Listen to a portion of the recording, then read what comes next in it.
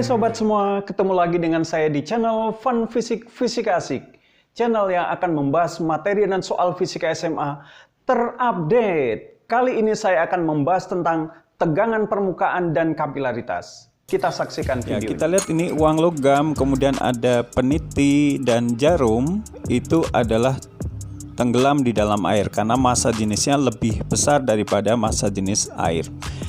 Tetapi apabila kita meletakkannya secara hati-hati, maka uang logam, kemudian jarum dan peniti tersebut dapat kita buat terapung di atas permukaan air.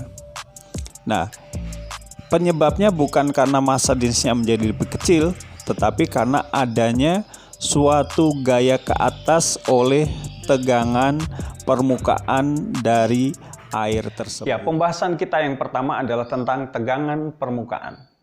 Kita sudah melihat di awal video-video tentang sebuah benda yang terapung di atas air, walaupun dia itu terbuat dari logam.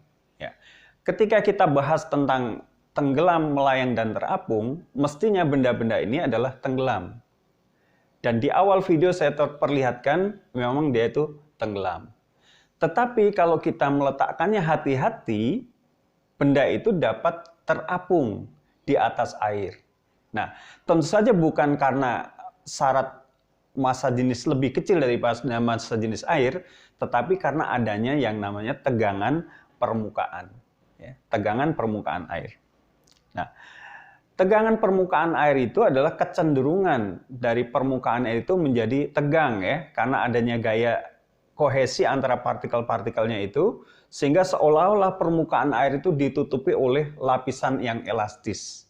Sehingga benda yang terbuat dari logam itu tidak tenggelam, ditahan oleh yang namanya tegangan permukaan. Nah, jadi kalau kita gambarkan di sini, misalkan ini jarum, ya, jarum itu terapung di atas air, ya, walaupun dia punya berat, dia ada gaya ke atas. Nah, gaya ke atas itu muncul karena adanya tegangan permukaan. Nah, tegangan permukaan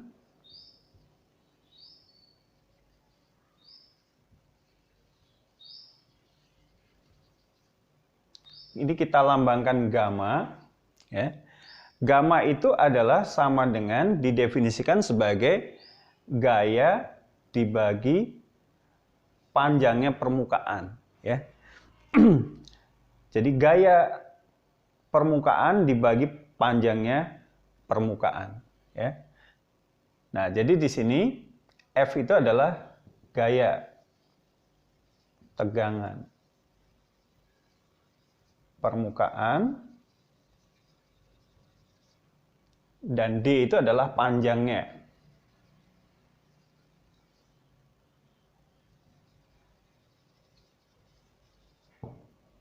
Nah, ini satuannya meter, di sini satuannya Newton. Sehingga tegangan permukaan ini satuannya adalah Newton per meter. Nah, jadi panjangnya permukaan itu bergantung kepada bendanya seperti apa. Nah, kalau misalkan jarum itu panjangnya L, ya, maka D-nya itu adalah bukan L saja, tapi 2L. Karena permukaan yang mengenai jarum itu adalah permukaan sebelah kiri dan sebelah kanan dari jarum. Jadi D-nya itu bisa aja 2L. Kalau misalkan berupa uang logam, seperti tadi uang logam, nah di dalam air misalnya, berarti yang namanya D itu apa? Ya keliling dari uang logam ini. Karena permukaan itu mengenai pada dinding-dinding pada sekeliling uang logam tadi. Ya. Nah, jadi kalau misalkan jarum, ya berarti ini L, di sini L karena permukaannya di sebelah kiri dan sebelah kanan, ya, itu. Jadi D itu adalah panjangnya permukaan. Jadi bergantung kepada bendanya, ya. Kalau berbentuk koin berarti keliling koin itulah D-nya. Kalau jarum berarti D-nya 2L, ya. Nah, jadi jarum ini dapat terapung di atas air sehingga jarum ini bisa digunakan sebagai kompas dalam keadaan darurat. Karena jarum itu biasanya berupa magnet. Ya. Nah, magnet kalau dia bergerak bebas, itu selalu akan menunjukkan arah utara selatan. Ya. Kita lihat videonya ini. jarum yang digunakan untuk membuat kompas. Ya, perhatikan bahwa jarum merupakan magnet. Ketika didekatkan magnet batang, maka jarum itu akan bergerak karena adanya gaya tarik atau gaya tolak. Nah, jadi jarum tersebut yang merupakan magnet, ketika dalam keadaan bebas dia terapung di atas air, maka dia akan berfungsi sebagai kompas. Jadi selalu menunjukkan arah utara selatan. Seperti terlihat dalam video ini, di sebelahnya itu ada handphone yang menunjukkan kompas digital. Terlihat bahwa jarum menunjukkan arah utara selatan. Jadi dengan demikian kita bisa membuat kompas sederhana dengan menggunakan jarum seperti ini. Ya, sekarang kita berlatih dengan contoh soal. Yang pertama, kita mempunyai jarum yang panjangnya 4,5 cm, beratnya 6,310⁻³ Newton, terapung di atas air karena tegangan permukaan. Nah, pertanyaannya berapakah tegangan permukaan pada saat itu? Ya. Jadi kalau kita lihat, diketahui di situ adalah panjangnya L-nya adalah 4,5 cm. Ya, kalau jadikan meter ini 4,5 10⁻² meter. Berat dari jarumnya itu adalah 6,3 kali 10⁻³ Newton. Nah, berapa tegangan permukaannya? Nah, dari sini kita punya persamaan tegangan permukaan itu adalah sama dengan F per D. Nah, untuk jarum D-nya itu adalah 2L, ya, maka di sini F per 2L karena D-nya sama dengan 2L, ya. Nah, di sini F itu adalah sama dengan W ini. Ya, gaya ke atas itu sama dengan gaya berat karena seimbang, ya. Maka di sini kita masukkan 6,3 kali 10⁻³ dibagi dengan 2L, L-nya adalah 4,5 kali 10⁻². Nah, ini satuannya Newton, di sini meter. Nah, kita bisa rubah ini jadi 63 kali 10⁻⁴ dibagi dengan 2 kali 4,5 itu adalah 9, ya, kali 10⁻². Newton per meter. Nah, 63 dibagi 9 adalah sama dengan 7, ya. Maka di sini tegangan permukaan air pada saat itu adalah 7 kali 10⁻, ini kalau min 4 dan min 2 di sini adalah min 2, ya. Satuannya Newton per meter. Ini adalah soal yang pertama. Nah, soal yang kedua di sini ada sebuah kawat yang dibentuk seperti huruf U, ya. Nah, seperti ini. Kemudian ada kawat PQ. Nah, kawat PQ ini dapat bergerak bebas. Nah, pertama dicelupkan ke dalam larutan air sabun, kemudian diangkat begitu, ya. Nah, di sini ada lapisan sabun di sini, ya. Lapisan air sabun. Nah, supaya seimbang di sini harus diberi beban. Bebannya 0,1 gram. PQ-nya sendiri 0,2 gram. Ya. Panjangnya 10 cm. Nah, berapa tegangan permukaan air sabun tersebut? Ya. Nah, di sini F-nya itu sama dengan W, ya, sama dengan M kali G. Nah, masanya berapa saja? Nah, masanya itu adalah 0,2 dan 0,1. Jadi kalau kita hitung di sini 0,3, ya. Jadi massa totalnya adalah 0,2 tambah 0,1. 0,3 gram. Diubah ke kilogram, ya. Di kilogram jadi kali 10⁻³ kali 10, ya. Nah, maka di sini menjadi 3 kali 10⁻³ Newton. Nah, itu adalah gayanya. Kemudian di sini L-nya adalah sama dengan D-nya itu adalah 2L. Ya. Berarti sama dengan 2 kali 10 cm itu adalah 10 pangkat min 1 meter. Ya. 2L. Ya. L-nya 10 cm itu 10 pangkat min 1 meter. Ya. Maka di sini tegangan permukaannya adalah F per D sama dengan berarti F-nya 3 kali 10 pangkat min 3 Newton dibagi D-nya adalah 2 kali 10 pangkat min 1 meter. Ya. Nah, berapa nih 3 bagi 2? 1,5 gitu kan? Kali 10 pangkat min 2 ya. Newton per meter. Ya, ini adalah contoh peristiwa naiknya permukaan air melalui tisu ya. Jadi ini peristiwa kapilaritas. Nah, terlihat bahwa air dari satu gelas dapat berpindah ke gelas berikutnya menggunakan peristiwa kapilaritas. Ya, kita lanjutkan dengan yang namanya kapilaritas. Sebelumnya kita sudah melihat video tentang peristiwa kapilaritas. Ya. Banyak sekali contohnya.